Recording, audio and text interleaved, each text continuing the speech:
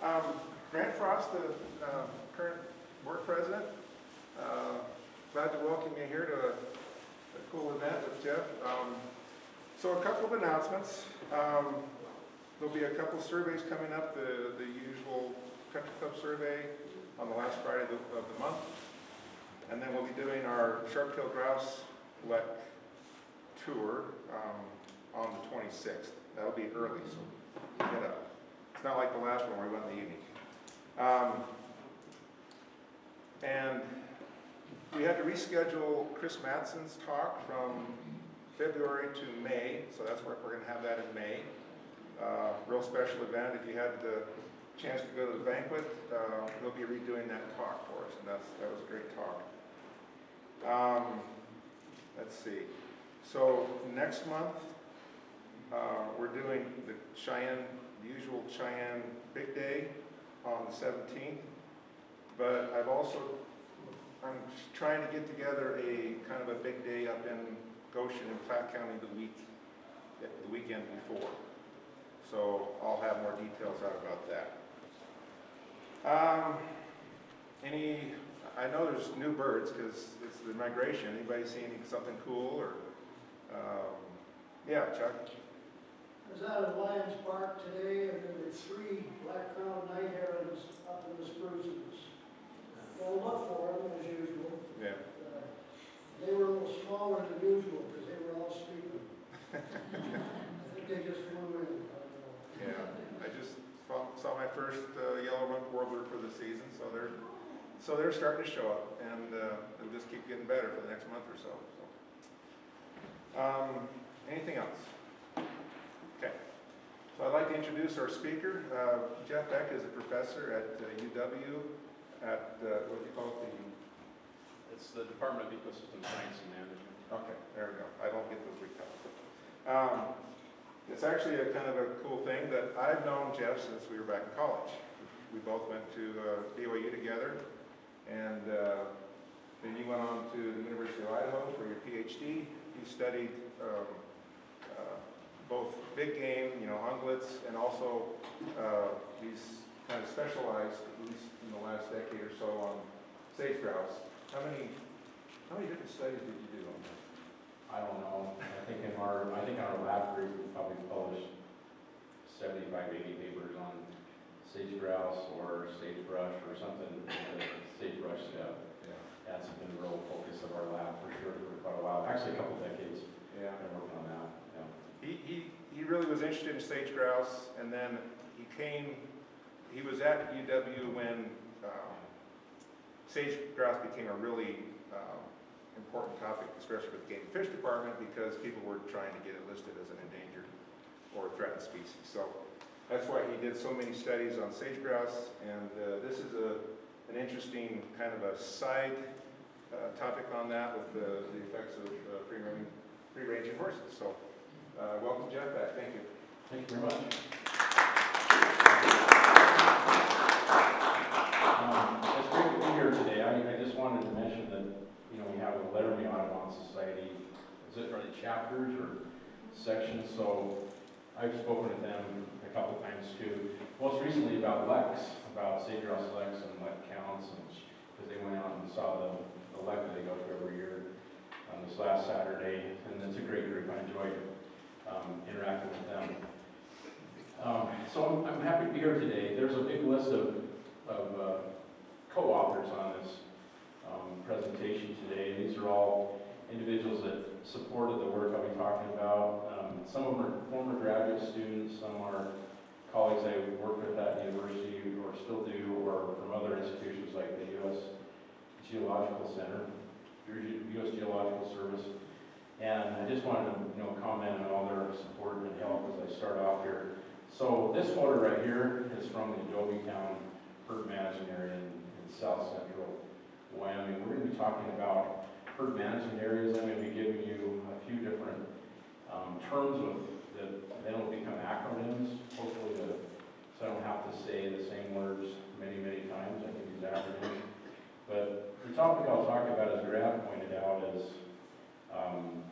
interest. It's probably when I first started working with sage grouse, I didn't think much about horses and their impact catch on sage grouse, but in the last 15 years, their numbers have increased dramatically. So there's about 3 times more horses now on our western rangelands than there were when I started, so it is quite a big issue.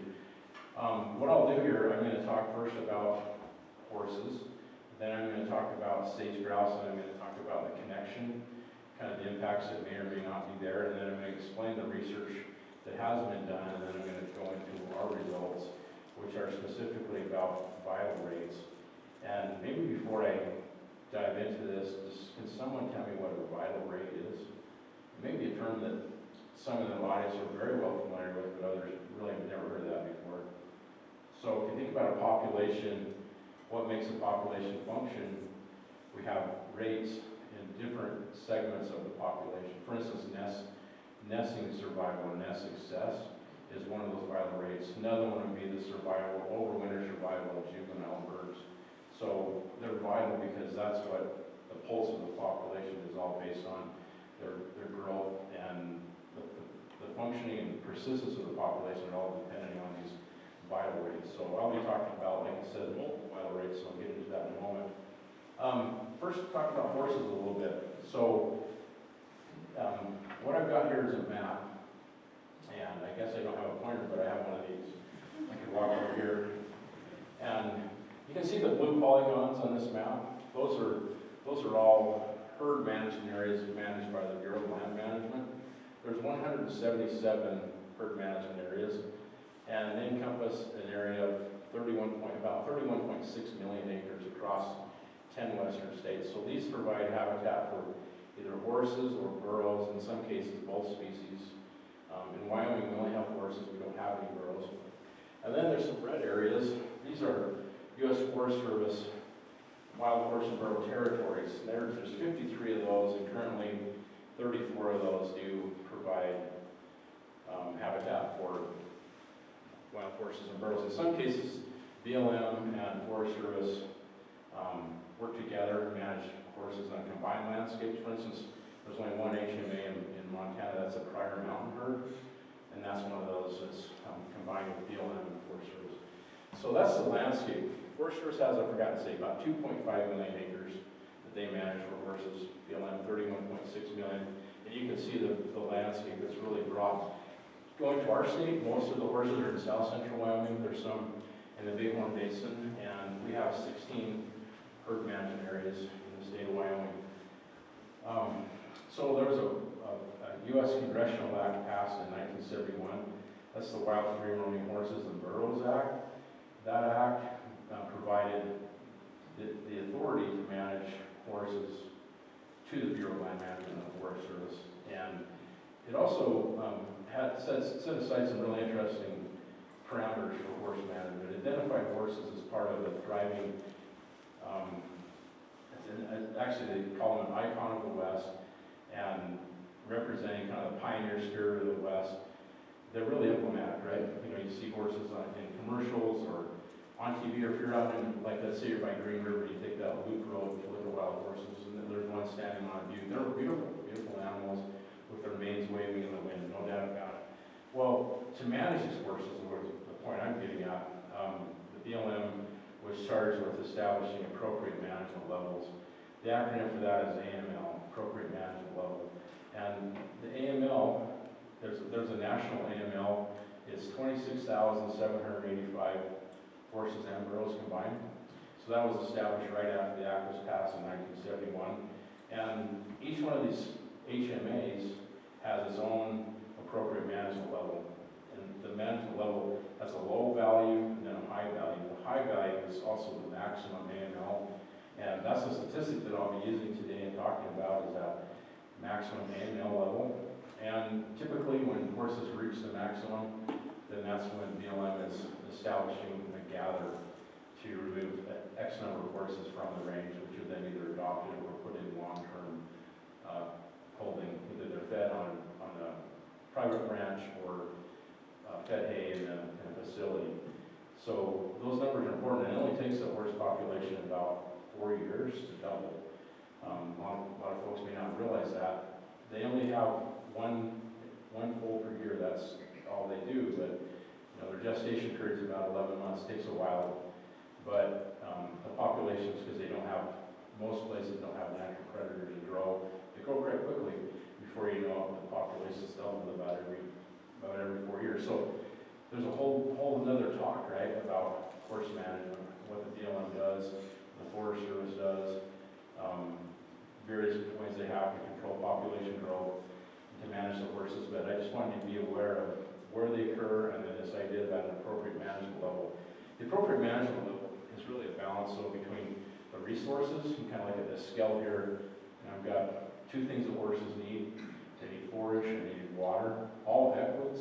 I just went to a conference in Kenya on equids.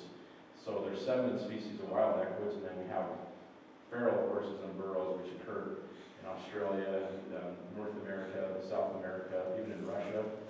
And people that are managing these animals, they have to, the BLM is charged, of course, with this multiple use mandate. So you've got wildlife, and there's livestock and horses. And that AML calculation, the initial one, it was supposed to incorporate all those aspects. So livestock and wildlife have their share, horses have their own, and then in balance, you can see with the resource, that's the idea, is that the AML, in association with the other allocation of forage, was in balance with what was available to these animals, both in terms of water and food. And so we look at just a plot here of AML, a more recent one. In about the last 15 years, there's been a dramatic increase in numbers of horses and burros on rangeland. And every year on March 1st, the Bureau of Land Management publishes their population estimates, and they put those in terms of a table that shows state by state. The initial table, it shows entire range, and they sum it across states, but there's about 2.7 times above the national appropriate management level, and you can see that appropriate management level in the red dashed line. That's at 26,785 level. So just a few years ago, there were over 80,000, getting close to 90,000 horses on range. It's dropped down a little bit because of some aggressive gathering, but you can see that really strong increase in numbers, which has caused a lot of concern amongst a lot of groups, wildlife groups, livestock producers, wild horse advocates, and others that are concerned about rangelands and horses and wildlife. And this is a recent paper that I was part of that just came out in Wildlife Professional, and these data are from Nevada, so I just want to kind of get you to realize how important an issue it is. Nevada has more than half of all of the wild horses and burros. They have more than any other state by far. But Wyoming is usually ranked number 2 in terms of the number of horses nationally. And what I'm showing here is a plot that shows horse numbers compared to a combination of the 4 major wild ungulates in Nevada, which are pronghorn, mule deer, elk, and bighorn sheep. And Mike Cox, who works for Nevada Department of Wildlife, put this table or this figure together, this bar chart together, and looking at forage requirements and water requirements based on body size and numbers. He came up with this plot, and basically what you'll see is the orange bars are horses and burros. They actually have a demand for forage and water that's more than 2 times greater than all the native ungulates in the state of Nevada. So this just kind of shows you in some places how much resources actually used by horses and burros compared to our native wildlife. It can be, in some cases, quite a challenge, right, to manage the horses and burros and keep everything within balance. So when I saw this bar chart in our manuscript, I had a lot of questions for Mike, how we calculated it, and trying to figure all that out. And I was like, well, someone had to do this somewhere to show in some situations where horses and burros, in this case, they're taking more than 2 times what the native ungulates in Nevada are using on the same shared landscapes.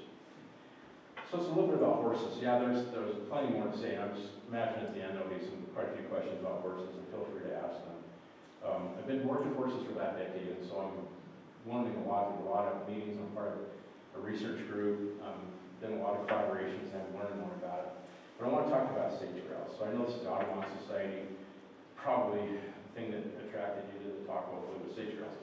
So here's a male greater sage grouse on a lek in the spring, and the sage grouse story is really complex. complex. Wyoming is, a state where we have about a quarter of our landscape is in core area. Core areas were established in 2008, and it's considered to be one of the great conservation movements or experiments that have happened anywhere just here in our Wyoming landscapes. So there are 31 core areas in the state of Wyoming, and the core areas tend to provide habitat for about 80% of all the male sage grouse. But why do we care so much about sage grouse? Well, they have been petitioned for listing 9 times under the Endangered Species Act. As Grant mentioned, that's one of the main drivers of why we care about them so much. We don't want them to be listed. They're a sentinel or surrogate species. Some people even call them an umbrella species, although that term's been debated a bit. But the fact that they require a large landscape for their annual requirements of different seasonal habitats, and the landscape is so large that many other species also occur there too. So we kind of think about them as a canary in the coal mine in a way for the sagebrush steppe. If they're doing well, then probably a lot of the other species are. If they're not, then we have some issues. And so we care a lot about sage grouse. The point where we've spent a lot of time identifying threats. So this is a figure from a book chapter that I was a lead author on. Some of you may have seen this book. It's open access, published by Springer. I was one of the editors of the book. And there's 30 chapters, but chapter 10 is about sage grouse. And anyway, this figure was put together by Emily Oslin at the University of Wyoming. And what I tried to do is put the main threats to sage grouse in one illustration, just to think about all the things that are going on. We know in the western portion of sage grouse habitat in the Great Basin, there's a real problem with invasive annual grasses, which we're starting to find that out in Wyoming too, right? The Big One Basin and up in northeastern Wyoming, which fuel large wildfires. That's one major threat. There's also energy development, both renewable and non-renewable energy development. At higher elevations in a lot of sage grouse habitat, there's also conifer encroachment, which is an important thing to work on to remove those conifers. So, because sage grouse in Wyoming, they lose habitat effectiveness goes down very quickly with trees, and other things like ravens, roads, residential development, and finally in this corner I have 2 horses, and that's kind of a new thing that we've been thinking about. Although in 2011 there was a nice review article in the Studies in Avian Biology volume on greater sage grouse, all devoted to equids, and that's probably where a lot of the ideas about direct and indirect impacts started to be cataloged, kind of listed, explained, and thought about. So where is the issue at? What I've got here on this map, this comes from that book chapter from 2011. Eric Beaver and Cam Aldridge put this together. So the background color is a light gray color. That is the distribution of the greater sage grouse. On top of that, you see overlaying on top of that are the herd management areas. There's 177 herd management areas. This is all BLM data here. And then what I have to point out is, where do we see overlap with sage grouse? So those are kind of the black, the herd management areas that are in black. Those are areas that are overlapping the current distribution of sage grouse. So range-wide, if you were to sum that all across the range, it's 12%, or maybe in simple terms, 1 out of every 8 acres of sage grouse habitat across the West. You probably have sage grouse and horses occupying the same area. So, 1 out of 8 acres, 12% is what we see. In the state of Wyoming, about 3/4 of the state has sage grouse habitat historically. That overlap is about the same, it's about 11%. But if you go within the herd management areas, which is about 5 million acres, the 16 herd management areas, they overlay sage grouse habitat pretty closely, and the overlap is actually higher in those areas where sage grouse and horses are.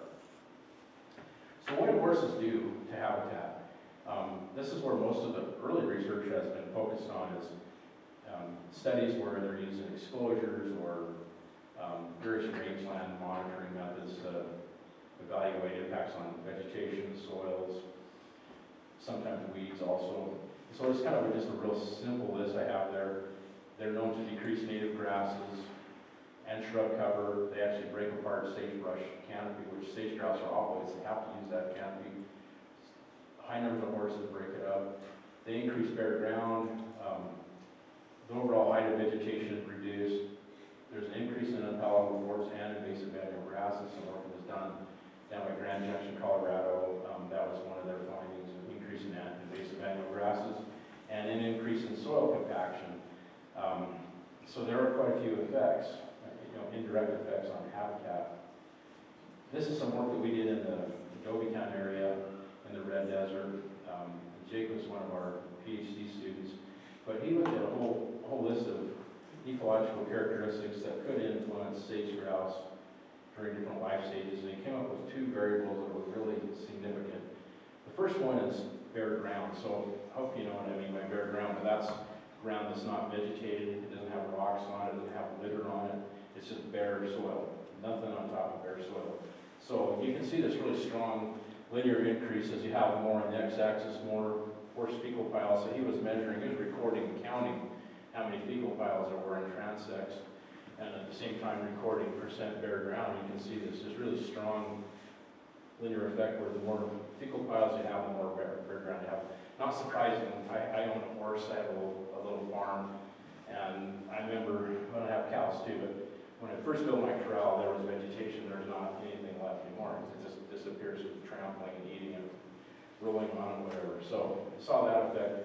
The other one was kind of surprising was the height of grasses. So this is not in relation to grazing, it's just the composition of grasses. So there's species that are mid-stature, and then you have shorter stature grasses like sandbrew bluegrass or inland saltgrass in the study you worked in kind of the alkaline areas. And once we reached about I remember this number, 638 fecal piles per hectare, which is about right here, then the height of grasses just started to drop down. So we knew there was some kind of point or threshold where with heavier grazing, then all of a sudden the grass height just diminished, was shorter, and sage grouse and other ground nesting birds rely on that cover for their nests. So we started to kind of get a more of a picture of what horses are doing in sage grouse habitat in south central Wyoming from this study. And this is a study that's really important. This one is from the Great Basins, from data from Nevada and California. So in population biology, we have this statistic, lambda. Lambda is the finite rate of increase. And anytime you have lambda that's 1 or above, then the population is growing. Anytime lambda is less than 1, that means the population is decreasing. If the population were to stay at 1, it would be stable. So it's just a nice metric to compare impacts or effects on wildlife populations. So this is what Pete Coates and his colleagues did with sage grouse. And what they looked at is their predictor variable here on the x-axis. Response variable was the growth rate of the sage grouse population. But the predictor of they found a really interesting relationship, and that's looking at the maximum male for the chirp management areas in California and Nevada, what the percentage of the maximum male was either above or below, percentage-wise. So if it went above 100, it's going to be a higher number. If it was less than 100, it'd be less than 100%. And here's some things they found. First off, this line right here, this vertical line, this red line, is at 2.25 or 225% above what the maximum is. This was the median value they had for all the HMAs they looked at. So in other words, in Nevada and California, in their study areas, horses were more than 2 times higher in numbers than they were supposed to be. So that's that level. And so if you were to just follow this line back over to the y-axis, you see lambda is about 0.96. It's less than 1, which indicates a decrease in population with these higher numbers of horses. At 100, which is maximum, where the numbers above that, the horses theoretically would be gathered if everything worked out. You can see lambda still, right here it's actually above 1, indicating that horses and sage grouse probably are harmonious in the same landscape if horses are managed at the numbers they're supposed to be managed at. That's kind of, a real general take home from that paper. They went into great detail, and the statistics are really, the results section is really long. But I just wanted to show you that this is the first paper that was demonstrating the effect of high numbers of horses on sage grouse. And they have an effect size, that's here in this dark, the bolded text. Their effect size was for every 50% increase over 100, so like 150, that's why they mark it off here on the axis. 150, 200, 250, 300, etc. Each time you go 50% more, you'll have a 2.6% decline in the sage grouse, in the numbers of sage grouse that are found on the lek. So there's something to be said about, you actually can measure that, quantify it, and give a number out to kind of understand the effect a lot better. So now I'm going to go back to some Wyoming research. So in the Red Desert, we had GPS transmitters on horses, on sage grouse, and on pronghorn. And one of the papers we published from that is this one, came out of the Journal of Wildlife Management a couple of years ago.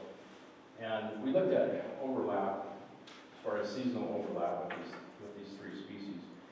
And we looked at 3 seasons of the year, and they were actually defined based on sage grouse and pronghorn. We kind of get a better sense of maybe where horses are overlapping in important life stages for these animals. And we found our highest overlap, yellow line, between horses and sage grouse in the summer, during the summer months. And that was related, when we look at the underlying variables driving that. It's because both horses and sage grouse are using areas closer to water. Probably no surprise if you've been out in the summer and you find sage grouse broods around the water source. They depend on those areas.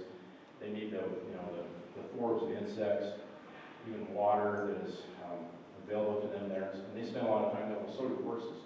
Horses don't have a real high water efficiency. They have to go to water continually, especially in hot weather. Secondarily, we found in the spring, that was the other season where there's more overlap, not very much overlap in the winter at all. But in the spring, and that was related to horses and sage grouse both using flatter topography with higher herbaceous production. Really important for sage grouse nesting, really important for horses for foraging. So as I get started talking about the research we did, we just set the stage to say, first, there is a problem, a pattern that's been seen in the Great Basin of too many horses influencing population growth of sage grouse. Secondarily, the seasons of the year where maybe the effects might occur, first are going to be in the summer, secondarily maybe in the spring. So we kind of already have an idea, maybe if we were to see a problem with vital rates, where it might be. And I'm talking about those water sources. These are photos from central Nevada. But essentially, when there's a water source, horses return to those sources on a daily basis. They're central place foragers that require a lot of water. So with repeated use, you can end up having a spring that actually looks like this, where they've damaged the spring to the point there's really no water anymore. It's perched, and the water is underneath. The hydrological function of the spring is no longer there. This is in the same area. This is a meadow that was fenced out for horses. You can see what the meadow should look like instead of just a muddy pit. Just to kind of get that in your mind, because this is the kind of habitat sage grouse broods would be using in the summer. There's sagebrush around here. They come out and forage for insects and forbs and go back for some cover. Something like this really isn't usable. Of course, it's surrounded by pinyon juniper. Probably wouldn't use it anyway, but you never know, right? It's in the sagebrush system. So we've got some ideas on mechanisms, and I'm going to kind of explain two different ideas here. The first are directed mechanisms. That means the horses directly impact the sage grouse. Well, one direct impact would be predation. We can rule that out. That probably isn't likely to happen. Possibly horses might eat eggs in the nest. Possibly. Elk have been documented to do that. Maybe. Or like trampling on a nest. That can occur. That's been anecdotal evidence, maybe in high densities like domestic sheep. That has happened before. But direct doesn't make a lot of sense except in this one way, which might be aggression of horses towards sage grouse. And so a paper also from the Great Basin from Munoz et al. They looked at, they were observing male sage grouse on leks in the Great Basin, and they recording some behaviors of the birds. So you can see those vertical bars, the point estimates, and then the variability depending on the length of the bar for sage grouse being present, absent, or being flush. And one of the striking things is, that's why I've got that red box around the blue point for absent, is when horses were present, sage grouse are about 5 times more likely to be absent as they were when pronghorn and mule deer were there. So sage grouse are much more willing to be on the lek in the morning when they display in the presence of pronghorn and mule deer. In the case of horses, 5 times more likely not to be there if horses are around. They've also even documented horses actively flushing sage grouse off legs. And it's kind of shocking. But some of the work with ungulates, some of the earlier work they've seen now with horses driving ungulates away from water sources. They're capable of doing that if there's limited water availability. But in this case anyway, it just seems like horses, and when they were there, sage grouse were avoiding these leks, so there's some kind of a direct impact that way. But the underlying effect of indirect impacts on habitat and how that affects the birds is probably the driver of this situation. And so our study, kind of went along the lines that we need to identify how horses are impacting demographic rates, the vital rates, survival rates. So that's what our study was set up to do. So we use the maximum percent of the maximum appropriate management level in HMAs as our indicator of horse abundance. So this is what we use to describe quantified horse abundance.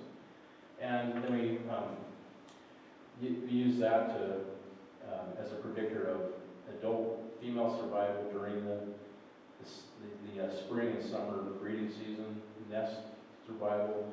Sage grouse nest takes about 26 to 28 days for them to hatch, so we monitor nest during that time period in association with horses.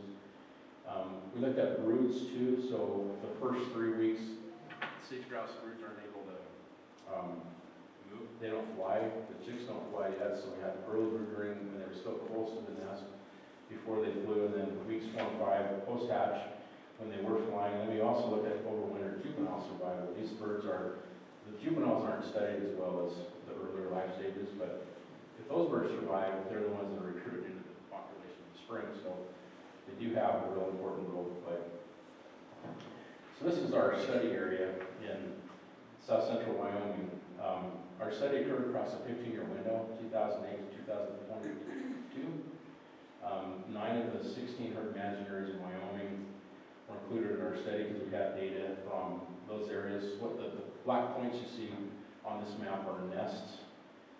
You can see some are inside the HMAs, some are outside the HMAs, and that's how the data were broken up. We had control birds, about 55% or so were birds exposed to horses in HMAs, and the rest of them were outside the HMAs as a control group. And our sample sizes are quite large. We had almost 1,000 sage grouse that we monitored with transmitters over a 15-year period of time, and then you can see over 1,000 nests, 372 broods, 372 of the ones that survived from nesting, and then you can see 100 of them died between early and late brooding, so we're left with 272 to monitor late broods, and then we had 136 juvenile sage grouse. This data was already collected. Like, I didn't collect the data on purpose just for horses, but we had it for 4 other studies. We didn't have to, capture new birds. We just used existing data sets in association with the maximum AML. So here's the raw data. I want to explain this. So these are raw survival probabilities, and what we're seeing here is the change in these survival probabilities. So if we go from no horses for the control birds all the way to 100%, which is maximum AML, there's a decline of 2.1% in nest survival. It's not real high, but it is a little bit of a decline. It's detectable. But when we go from 100%, the maximum AML, to 3 times that, 300%, you see that number double to 4.2%. And then you can see these numbers are higher though for broods. If you go from 100 to 300%, you're losing 10.2% more early broods, 11.6% more late broods are mortalities, and then finally the juveniles about 10%. So that's the the raw data. And what I'm going to show you now are relative changes. They're much higher,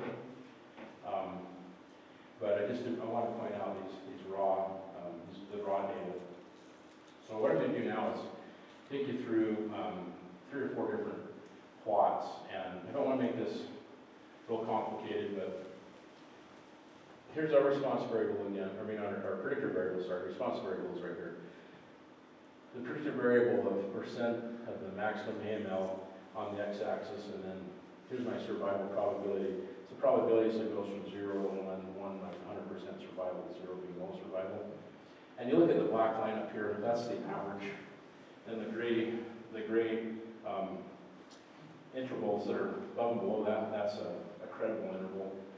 So looking at adult survival, it's pretty stable. There really wasn't much impact as we had higher and higher number of horses. And by the way, I forgot to say this, it was on the earlier slide, the study area, but we had one HMA over that 15-year period of time that was 700% above what it was supposed to be. This is before it could gather, for whatever reason, real high numbers. And they went down as low as 59% of the total, because there were fewer horses than the maximum. But overall, about 70% of the HMAs in any given year were above AML. So they were right at this red line. Okay. So we had one more statistic, and this is a probability of direction. So if the statistic is 0.85, it means a moderate effect, versus if it's 0.95, it means a strong effect. So this one for female sage grouse wasn't even moderate, it was a weak effect. There was no effect. We don't even count that. So female sage grouse didn't seem to be affected. And they're real important because they're the ones that we have a year with bad weather, they survive. They live for several years, so maybe the next year they reproduce successfully. Or maybe it takes 2 or 3 years and they finally do. So we want, in population growth models, females are really important. There was not an effect that we could detect from horses on female sage grouse.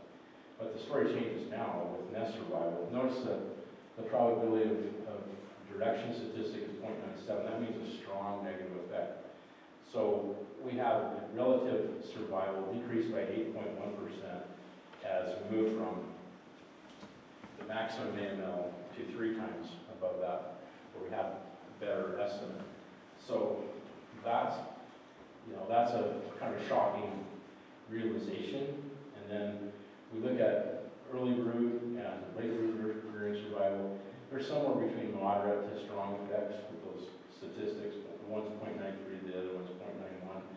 We're losing about 8, the relative change or decrease in brood survival, both for early and late brood, just a little bit above 18%.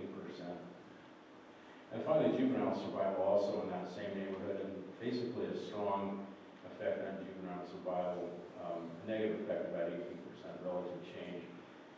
So what did we find? We found 3 of the 4 life stages that we know are really important were affected by overabundant horses. Nest survival relative change of 8.1%. Two brood rearing stages, early and late, both slightly above 18%, and then juveniles also an 18% reduction. What does this all mean? Well, now we have a mechanism, because in Nevada they found, so many horses is going to mean fewer sage grouse on the legs, and they quantified it quite nicely.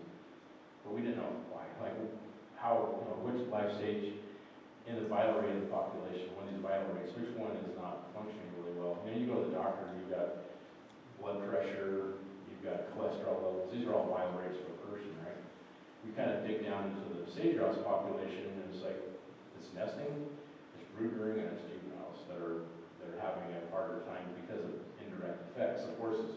So now I think we know the demographic mechanism, which survival rates are being impacted.